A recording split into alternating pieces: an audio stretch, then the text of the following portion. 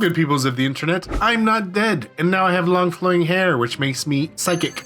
And it's time to prove the naysayers wrong and absolutely confirm that ESP is real with hard data and indisputable facts. Let's put this bad boy to bed once and for all.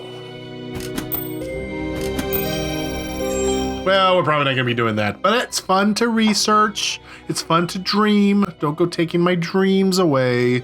Now, if you're familiar with my channel, you know I'm fascinated by all things consciousness, particularly that of the pseudoscience variety. And of course, there is no shortage of theories on consciousness's effect on reality.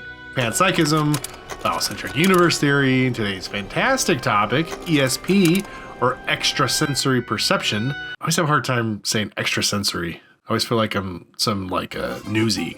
Extrasensory perception. Anyway, we're going to learn about somebody who really puts psychic phenomenon into the limelight of reality by a badass Hellcat named Dean Radin. And he calls it not ESP, but psi. But isn't that a cooler name than ESP? Isn't that what the cool kids call a banger? It's not sugar anymore, it's gluten. It's not UFOs anymore, it's UAPs. Now I want the Gen Z kids to pick it up. Can you imagine some Gen Z broccoli-haired kid wearing a Nirvana shirt, like totally ripping into another kid for using the term ESP instead of psi? That's the world I want to live in. I'll never live there, though. I'll never live there. Anyway, I love Dean Radin. He is a parapsychology guru, best known for working with the nonprofit Institute of Noetic Sciences. That's a cool name too. And you might have heard of the Global Consciousness Project.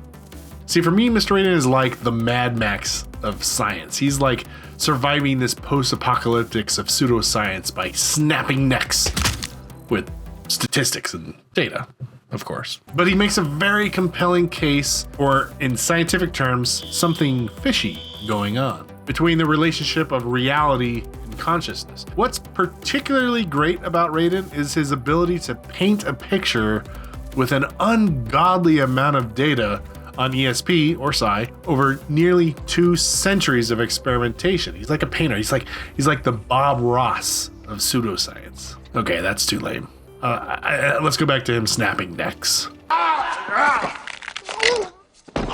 See, I kept the afro. I love you, Bob Ross. So even though Dr. Radin has been directly involved with a lot of experiments in psi, he also compares a huge treasure trove of data from thousands of experiments going back as far as 1800s. So before we get into Dr. Radin's work, here's just a quick summary of just some of the more notable experiments.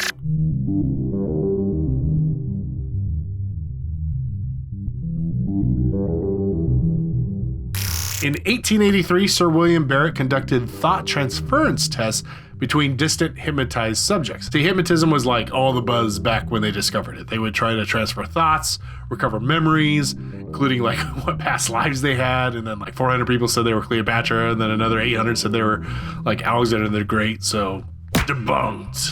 Oliver Lodge, who pioneered work with radio receivers, did experiments involving a pair of young women who claimed teleconnection. The experiments were actually considered successful enough that it caught the attention of the scientific community, which led to even more expansive experiments, all the while never questioning whether the guy that pioneered radio receiver technology should be the one conducting ESP experiments to send psychic messages. In 1917, John E. Coover from Stanford University conducted telepathy tests using playing cards between a sender and a receiver, and the data suggests that the odds of students simply guessing the right card was 160 to 1. That's pretty significant. About the same time at Harvard, Leonard Troland used an automatic test machine to select a card and conducted 605 tests.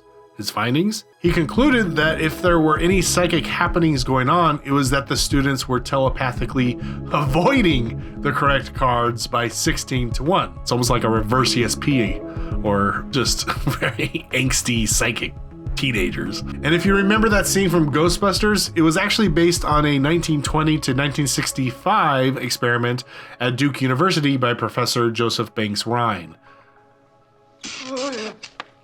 See, even Dean Radin will be the first to tell you that those early experiments don't really come without their controversies, and he actually does so in his book, but the data from those tests are not likely to be clean and unbiased despite their best intentions.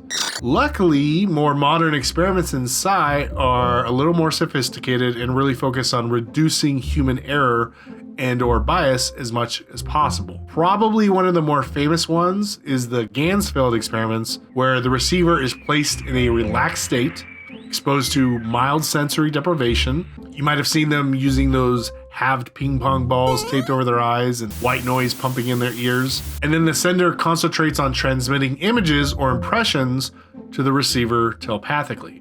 Results were at a rate higher than what would be expected by chance alone. Another notable mention is experiments on plants and animals, even bacteria, known as the direct mental interaction with living systems.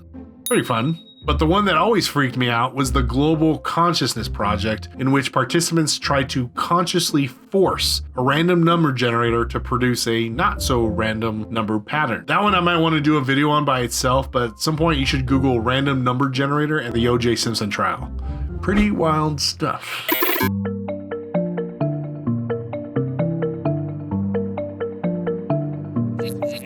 So it goes without saying, we have a ton of data to pull from when it comes to Psi studies, and that's where Dean Radin comes in. He compiles like massive amounts of data so we can have a much wider statistical, and that's the key here, view on the likelihood of ESP. He uses the idea of meta-analysis, which is the analysis of analysis. Analysis of analysis. That word now has no meaning to me. It's gone. It's gone now. Bye. So the aggregate of double-blind testing and even online testing allowed him to collect 350 million trials involving 420,000 people. Now that's a lot of data. The cliff note on this is simple. On a micro scale, meaning like you just look at a few experiments, you really shouldn't expect to see any substantial evidence of ESP or Psi. But on the macro, in other words, when we pulled back and viewed the data collected, well, brother, you start to find some interesting results.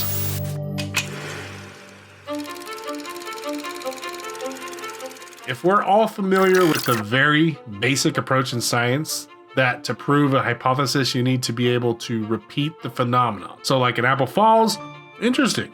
Apple falls a few thousand times, boom, you discover gravity. Now, apples and gravity are an easy experiment, but it gets more complicated with statistical scientific studies, especially for those that might be called soft sciences, or when trying to study skills or human behavior, psychology or creativity, that sort of thing. And that's how Mr. Mad Max Radin believes psychic phenomenon needs to be studied, like a skill or a behavior. In his book, The Conscious Universe, and no, it's not all warped because I read it 1,000 times or anything. I dropped it in water.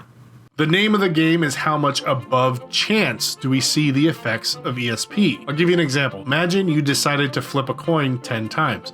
You should roughly expect 5 times heads, 5 times tails. Now, of course, due to chaos theory, you'd sometimes get 4 times heads, 6 times tails. You get the idea. Now imagine you add the variable of you consciously trying to force the coin to be tails, and then you flip the coin 10 times every day for 500 days. Now let's say after 500 days, you switch it, and it wins 255 days out of 500. Now do it another 500 days, and see how often that wins out of 500. But repeat that same thing for 10 years.